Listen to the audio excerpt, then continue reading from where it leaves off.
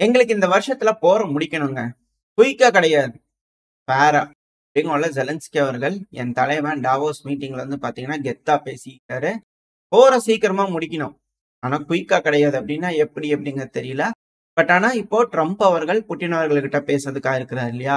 இத பத்தியும் பல விஷயங்கள் வந்து பாத்தீங்கன்னா ஜெலன்ஸ்கி அவர்கள் அப்படியே ட்ரம்போட ஒரு அலைநகர மாதிரியே தெரியுதுங்க. என்ன அப்படின்னா யூரோப்பியன் யூனியன் பார்ட்னர்ஸ் ரொம்ப அதிக அளவுல எங்களுக்கு உதவி இருக்கிறீங்க. ஆனா இப்போதைக்கு இருக்கக்கூடிய சமயத்துல ட்ரம்ப் அவர்கள் புட்டின் அவர்கள்கிட்ட பேசினாரு அப்படின்னா அதுக்கு ஒரு நல்ல ஒரு பொசிஷன் இருக்கிற மாதிரி தெரியல நெகோசியேஷன்ல. அதனால நம்மள தான் பாதுகாத்துக்கணும் அப்படின்னு சொல்லிக்கிறாரு. அதாவது 5% ஜிடிபி தேவைப்படுது அப்படின்னா 5% ஜிடிபியை ஒதுக்குங்க, டிஃபெண்ட் பண்ணலாம் அப்படிங்கிறது போல வந்து பாத்தீங்கன்னா யூரோப்பியன் யூனியனுக்கு இவரும் சஜஸ்ட் பண்ணிக்கிறாரு. வரவேற்கத்தக்க வேண்டிய விஷயம். பாருங்க, யூரோப்பியன் யூனியனுக்காக போராடக்கூடிய என் தலைவன் ஜெலன்ஸ்கி அவர்கள் சொன்னா கரெக்டா இருக்கும். ட்ரம்ப் அவர்கள் சொன்னா கூட பரவாயில்ல விட்டுலாம். ஆனா ஜெலன்ஸ்கி அவர் சொன்னா கேட்டு நடந்துக்குங்க யூரோப்பியன் யூனியன் அப்படிங்கிற பல அனலிஸ்ட் தரப்பு இருந்து கருத்துக்கள் யூரோப்பியன் யூனியனுக்கு போயிட்டு இருக்கு. ஜெலன்ஸ்கி அவர்கள் சொல்றதை கேட்டு நடந்துக்குங்க அப்படிங்கிறது போல அப்படியா என்னங்க எல்லாம் பார்த்துலாம். அது மட்டும் கிடையாது. அதாவது இப்போ யூரோப்பியன் யூனியன் கிட்ட வந்து பாத்தீங்கன்னா அந்த அளவுக்கு இல்ல அப்படின்னா ட்ரம்ப் அவர்கள் நேரா என்ன பண்ணுவார் அப்படின்னா இப்போ பவர் இல்ல இல்லையா நெகோசியேஷன்ல. அதனால ட்ரம்ப் அவர்கள் என்ன பண்ணுவார் அப்படின்னா சைனா கிட்டயும் வந்து ரஷ்யா கிட்டயும் பேசி தீர்த்துருவாருங்க பிரச்சனையா அப்படிங்கிறது போல இவர் தரப்புல இருந்து கொஞ்சம் சினுங்கல்கள் தெரிஞ்சிருக்கு. இப்ப அதுக்கு வந்து பாத்தீங்கன்னா நார்மலாவே இவங்க 2 பேரும் பேசிக்கிறதா இருந்துச்சு. ரஷ்யாவோட அதிபரான புட்டின் அவர்களும், ஜின்பிங் அவர்களும் சீனாவோட அதிபரும் வந்து பாத்தீங்கன்னா பேசிக்கிறதுக்காக இருந்துச்சு. ஸோ வீடியோ கால் வந்து பாத்தீங்கன்னா 2 பேரும் பேசியிருந்துக்கிறாங்க. அதுல தெளிவா சொல்லிக்கிறாரு. ரஷ்யாவோட அதிபர் வந்து ரஷ்யாவோட இன்ட்ரெஸ்ட்ல இருந்து அமைதினா என்ன? அவர் எதை விரும்புறாரு அப்படிங்கிறத ஜி ஜின்பிங் அவர்களுக்கு தெளிவா எக்ஸ்பிளைன் பண்ணிக்கதா சொல்லப்பட்டு வருது. இவரும் சொல்லிக்கிறாரு. ஜெலன்ஸ்கி அவர்களும் அதுல சில விஷயங்கள் சொல்லியிருக்கிறாரு. என்னன்னா, அதாவது சீனாக்கு எந்த அளவுக்கு இன்ஃப்ளூயன்ஸ் ரஷ்யா கிட்ட இருக்குன்னு தெரியல. இப்ப சீனாவும் இதுல ரோல் பிளே பண்ணி ஆகணும். யூரோப் கிட்ட அந்த அளவுக்கு இல்லாம போயிடுச்சு அப்படின்னா, அப்புறம் சீனா வந்து பாத்தீங்கன்னா அந்த இடத்துல உட்காந்துக்குவாங்க அப்படிங்கிறது போல சொல்ற இந்த டாவோஸ் ஃபோரம்ல உட்காந்து நான் என் தலைவர் சொல்லிக்கிறாரு. இதுல உன்னிப்பா கவனிக்க வேண்டிய விஷயம் என்னன்னா, யூரோப்பியன் யூனியன் பிளேஸ சீனா ஓவர்டேக் பண்ண போறாங்களா? இந்த உலக சபையில யூரோப்பியன் யுனியன் ஒரு ஸ்டெப் கீழ இறங்கிட்டு, ஒரு ஸ்டெப் மேல அப்படியே சைனா மேல ஏறி நிக்க போறாங்களா? அப்படிங்கிறது போல கேள்விகள் இருக்கு. அப்போ யூரோஸ்க்கு பதிலா இதுக்கு மேல சீனாவோட யுவான் தான் டாமினேட் பண்ண போதா? அப்படின்ற கேள்விகள் இருக்கு. எது எப்படியோ டி யூரோங்கிறது கன்ஃபார்ம் அப்படிங்கிறத புரிஞ்சுக்க முடியுது. சரி, ஓகே, பொறுத்திருந்து பார்ப்போம் என்ன மாதிரியான முடிவுகள் யூரோப்பியன் யூனியன் எடுக்க போறாங்கன்ட்டு. ஆனா இட்டாலி தரப்புல இருந்தெல்லாம் ஸ்டேட்மெண்ட்ஸ் வர ஆரம்பிச்சிருச்சு. சிம்பிளான சொல்யூஷன்லாம் எதுவும் கிடையாதுங்க. இந்த ரஷ்யா உக்ரைன் பிரச்சனையை பொறுத்த வரைக்கும் போங்க போய் வேலையை பாருங்க அப்படிங்கிறது போல இட்டாலியோட டிஃபென்ஸ் மினிஸ்டர் தரப்புல இருந்து வந்து பண்ண ஸ்டேட்மெண்ட்ஸ் வந்திருக்கு. அது மட்டும் இல்லாம இப்ப இஸ்ரேல் வந்து பாத்தீங்கன்னா சமீபத்துல இந்த கோல்டன் நைட்ஸ் எல்லாம் தாண்டி போய் சிரியாவோட பகுதிகளில இருந்து சில ஆயுதங்கள், அதாவது பசர் அல் அசாத் அவர்களோட அரசாங்கத்திற்கு கீழே ஆயுதங்கள்லாம் வச்சிருப்பாங்க இல்லையா? ஸோ அதெல்லாம் அவங்க பறிமுதல் பண்ணிக்கிறாங்க இல்லையா? இந்த ஆயுதங்கள்லாம் எங்ககிட்ட இருக்கு, உங்களுக்கு வேணா நாங்க கொடுக்கட்டுங்களா அப்படிங்கிறது போல இஸ்ரேல் தரப்புல இருந்து ஆஃபர் வச்சிருக்கதா சொல்லப்பட்டு வருது. அது மட்டும் இல்லாம இந்த இஸ்ரேல் இருக்கிறாங்க இல்லையா, இப்ப ஜெனின்ல ஏர் ரைட் நடத்துறது, ஹெலிகாப்டர் வச்சு ஸ்ட்ரைக் நடத்துறது, ட்ரோன் வச்சு குண்ட போறதுன்னு பல விஷயங்கள் செஞ்சுட்டு இருக்காங்க. வீடியோ பதிவுகள்லாம் திரும்ப வந்துகிட்டு இருக்கு. இதெல்லாம் பழசா புதுசா அப்படிங்கிறதே தெரியல. ஆனா திரும்பவும் பதட்டம் அங்க குறையல அப்படிங்கிறத புரிஞ்சுக்க முடியுது. இது தொடர்ந்து நடந்துகிட்டே இருக்கும் அப்படின்ற பட்சத்துல கண்டிப்பா ஏதோ ஒரு பிரச்சனை, அதாவது இந்த சீஸ்ஃபயர் அக்ரிமெண்ட்டை சீர்குலைக்கணும். அது இஸ்ரேல் செஞ்சிடக்கூடாது. ஆனா இஸ்ரேலுக்காக அஹ் இஸ்ரேலுக்கு எதிர்த்து வேற யாராவது ஏதோ ஒரு காய் நகர்வுகள் செஞ்சாங்க அப்படின்னா, அது அந்த இடத்துல வந்து பாத்தீங்கன்னா, இது நாங்க செய்யல, அவங்க தான் அப்படிங்கிறது போல ஏதோ ஒண்ணு செஞ்சிடலாம் இல்லையா? அதுக்காக செய்றாங்க அப்படின்ற கருத்துக்கள் சில அனலிஸ்ட் கிட்ட இருந்து இருக்கு. ஆனா ஏன் இப்போ ஜெனின் கேம்ப்குள்ள போறாங்க? அவங்களால அந்த தோல்வியை தாங்கிக்க முடியலையா? இல்ல இந்த சீஸ்ஃபயர் வந்து பீஸ்ஃபுல்லா எக்ஸிக்யூட் ஆயிரும்ன்ற பயத்துல இது போல செய்றாங்களா? அப்படின்ற பல கேள்விகள், யோசனைகள், பல வகையான கருத்துக்கள் அனலிஸ்ட் தரப்புல இருந்து இருக்கு. எது எப்படியோ இஸ்ரேல் தொடர்ந்து ஜெனின் கேம்ப்ல ரைடு விட்டுக்கிட்டே இருக்காங்க. வெஸ்ட் பேங்க் பகுதியில பயங்கரமான தாக்குதல் பண்ணிட்டு இருக்காங்க அப்படிங்கிறதுல மாற்று கருத்து இல்ல. இப்ப அடுத்து திரும்பி நம்ம இந்த ரஷ்யா உக்ரைன் பிரச்சனைக்கே வந்தோம்னா, இப்ப இந்த ரஷ்யா உக்ரைன் பிரச்சனையில வந்து பார்த்தீங்கன்னா, திரும்பவும் தொடர்ந்து எய்டுகள், ஆயுதங்கள், இது வந்து இப்போதைக்கு சிம்பிள் சொல்யூஷன் இல்ல, குயிக்கா முடிக்க வேணாம் அப்படின்னு பல விஷயங்கள் சொல்லிட்டு இருக்காங்க இல்லையா? அது மட்டும் இல்லாம நாட்டோட சீஃப் மார்க் ரூத்தே அவர்கள் இருக்கார் இல்லையா? ஒரு 2 நாளைக்கு முன்னாடின்னு நினைக்கிறேன். அவர் கூட ஒரு விஷயம் சொல்லியிருந்தாரு யூரோப்பியன் யூனியனுக்கு. ஏங்க, பென்ஷன் ஃபண்ட் எல்லாம் இருக்குல்லங்க.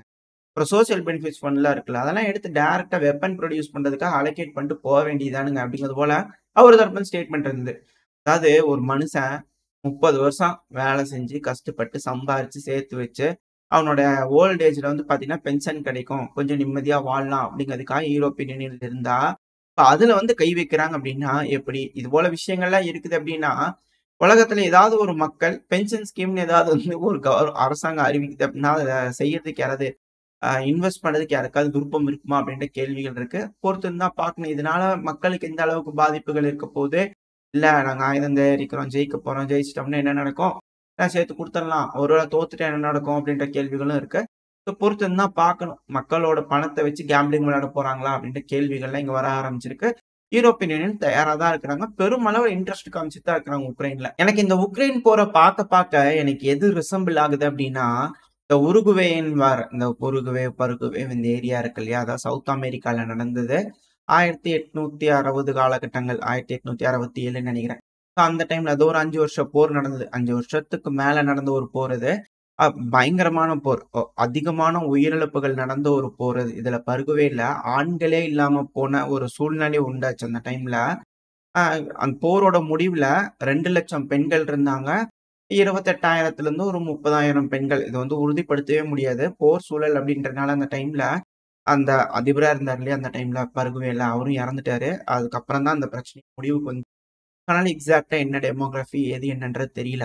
ஸோ ஒரு 28,000 பேர்லேருந்து 30,000 பேர் வரைக்கும் தான் ஆண்கள் இருந்திருப்பாங்க. 2,00,000 பெண்கள் தான் இருந்திருப்பாங்க. தோராயமா 4,00,000க்கும் மேல வந்து பார்த்தீங்கன்னா, இறந்திருப்பாங்க அந்த போர்ல அப்படிங்கிற சொல்லப்பட்டு வருது. பருகுவேல இருந்து மட்டுமே. அதிகமான நபர்கள் உயிரிழந்திருக்காங்க. அதாவது ஆண்கள மட்டுமே சூறையாடியிருக்காங்க இந்த பருகுவேல அந்த டைம்ல மட்டும் அப்படிங்கிறது தெரிஞ்சுக்குது. இந்த அந்த டைம் வந்து பார்த்தீங்கன்னா, இவங்கலாம் காலனிஸா இருந்தாங்க. யாரு ஸ்பெயின், போர்ச்சுகல் இவங்கலாம் காலனிஸா வச்சிருந்தாங்க. அவங்க இண்டிபெண்டன்ஸ் குடுத்ததுக்கு அப்புறமா, அர்ஜென்டினாக்கும், பிரேசிலுக்கும் வந்து பார்த்தீங்கன்னா, அதிகாரம் யார் இந்த இடத்துல செலுத்துறது அப்படிங்கிறதுல மோதல்கள் இருந்தது மறைமுகமா. ஒரு நேரம் வந்து பார்த்தீங்கன்னா, உருகுவேல வந்து அதாவது பருகுவே போரு, கீழ வந்து உருகுவேன்னு இன்னொன்னு இருக்கு. ஸோ அந்த இடத்துல அர்ஜென்டினா வந்து ஒரு தடவ ஒரு மிலிட்டரிய ஆர்கனைஸ் பண்ணி ஆட்சி கவிழ்ப்பு பண்றது. பிரேசில் வந்து ஆட்சி கவிழ்ப்பு பண்றதுன்னு உருகுவேல பண்ணிட்டு இருந்தாங்க. ஸோ அதே வேலை வந்து பார்த்தீங்கன்னா, பருகுவேல நடந்துருமா? அப்படிங்கிற ஒரு இதுல, பருகுவேல வந்து பார்த்தீங்கன்னா, மேண்டேட்டரி மிலிட்டரி வந்து பார்த்தீங்கன்னா, அமல்படுத்தியிருந்தாங்க. உருகுவேவ அவங்க நினைச்சபடியே வந்து பார்த்தீங்கன்னா, அ கட்டுப்பாட்டுக்குள்ள எடுத்துட்டாங்கன்னு வச்சுக்கோங்களேன். இரு தரப்புலயும் பேசி ஒரு முடிவுக்கு வந்துட்டாங்க. சமாதானத்துக்கு வந்துட்டாங்க. பிரேசில், அர்ஜென்டினாவும். இங்கேயும் அதே போல நடந்துருமா? அப்படின்ற ஒரு சிக்கல்கள் வந்தது. ஏன்னா, அர்ஜென்டினாக்கு பருகுவேன்னு ஒரு நாடு தனியா இருக்கிறதே வந்து பிடிக்கல. பருகுவே வந்து இனிஷியலா ஃப்ரீடம் அடைஞ்சதுக்கு அப்புறமா, அங்கீகரிச்சது பிரேசில் தான். ஸோ அந்த இடத்துல இது போல ஒரு பிரச்சனை வந்துருமா? பவர் பேலன்ஸ்க்காக இரு நாடுகளும் நம்ம நாட்டுல கை வைப்பாங்களா? அப்படிங்கிறது போல இருந்துச்சு. ஸோ அதே போல வந்து பார்த்தீங்கன்னா, இம்சையாச்சு. 3 நாடுகளும் சேர்ந்து அந்த இடத்துல ட்ரிபிள் அலையன்ஸ் ஃபார்ம் பண்ணி அடிக்க ஆரம்பிச்சாங்க. பருகுவேக்குள்ள சண்டை நடந்தது. அதுக்கப்புறமா அந்த முடிவுல தான் வந்து பார்த்தீங்கன்னா, 5 வருஷத்துக்கு போருக்கு முடிவுல வந்து ஆண்கள் பெருமளவுல இல்லாம போயிட்டாங்க. பெண்கள் தான் இருந்தாங்க அப்படிங்கிறது இருந்தது இல்லையா? அதுக்கப்புறம் சில வருஷங்கள் கழிச்சு இட்டாலி, ஜெர்மனி இது போல இடங்கள்ல இருந்து பெருமளவுல படையெடுத்து அங்க போய் செட்டில் ஆனாங்க. இதெல்லாம் இருக்கு. எவ்வளோ நபர்கள் போனாங்க, எந்த அளவுக்கு போனாங்க, பாப்புலேஷன் அந்த டைம்ல எதுவுமே நோட் பண்ணவே கிடையாது. இதெல்லாம் நோட் ஆகாது. அது வரலாறுல இருக்கக்கூடிய விஷயங்கள் தான். மத்த விஷயங்கள்லாம் வரலாறுல எழுதுவாங்க. ஆனா இதெல்லாம் வந்து ப்ராப்பரா இருக்காது. எல்லாமே ஸ்டார் தான் போட்டிருப்பாங்க. எக்ஸாக்ட்டான டேட்டாஸ் தெரியாது. அந்த சவுத் அமெரிக்கா போர்கள நீங்க படிச்சீங்க அப்படின்னா, உங்களுக்கு இதுல தெரிஞ்சிருக்கும். இப்ப சிமிலரா அத வந்து இங்க உக்ரைனுக்கு அப்ளை பண்றாங்களா? அப்படின்ற ஒரு கேள்விகள், யோசனைகள் வர ஆரம்பிச்சிருக்கு. ஏன்னா அதே போல தான் இங்கேயுமா அப்படிங்கிறது போல இருக்கு. ஏன்னா பார்க்கும்போது அப்படிதான் தெரியுது. பெருமளவுல டெமோகிராஃபி இல்ல. அதுவும் ட்ரம்ப் அவர்கள் வந்து எல்லாருமே வந்து சொன்னீங்கன்னா, மூடி மறைச்சு தான் சில விஷயங்கள் சொல்லிக்கிட்டு இருக்காங்க. அதுல பெருமளவுல ஆண்கள், பெருமளவுல பாப்புலேஷன் குறையுது. இருதரப்புலயுமே வந்து பார்த்தீங்கன்னா, இழப்புகள் இருக்குன்னா, அது எப்படி? அப்படின்ற கேள்விகள் இருக்கு. பொறுத்திருந்து தான் பார்க்கணும். என்ன மாரியான முடிவுகள் இதுக்கு மேல ட்ரம்ப் அவர்களோட அரசாங்கமா இருக்கட்டும், இல்ல புட்டின் அவர்களோட அரசாங்கமா இருக்கட்டும், கூடி உட்கார்ந்து பேசி ஒரு முடிவுக்கு வரப்போறாங்க. இந்த உக்ரைனை வச்சு என்ன மாரியான திட்டம் வகுத்திருக்காங்க அப்படிங்கிறதெல்லாம் இதுக்கப்புறம் தான் நமக்கு தெரிய வரும். ஸோ வெயிட் பண்ணி பார்ப்போம். உக்ரைனுக்கு என்ன மாரியான நன்மை நடக்க போகுது அப்படிங்கிறது போல. ஏன்னா களத்துல வந்து பார்த்தீங்கன்னா, ரஷ்ய தரப்பு வந்து பெருமளவுல முன்னேறிட்டு இருக்காங்க. அதுவும் வெலிக்கா, நோவசில்கா நம்ம ரொம்ப கான்சன்ட்ரேட் பண்ணி பார்த்துட்டு இருக்கோம் இல்லையா? அந்த பகுதிகள்ல. பெருமளவுல முன்னேறிட்டு வராங்க. நாளுக்கு நாள் சில பகுதிகள் ரஷ்யாவோட கட்டுப்பாட்டுக்குள்ள வந்துச்சுன்னு ப்ரோ உக்ரைனியன் சோர்ஸ் தேசிய தரப்பு வந்து மேப்லலாம் அப்டேட் பண்ணிக்கிட்டு இருக்காங்க. அது தினமும் பார்க்க முடியுது.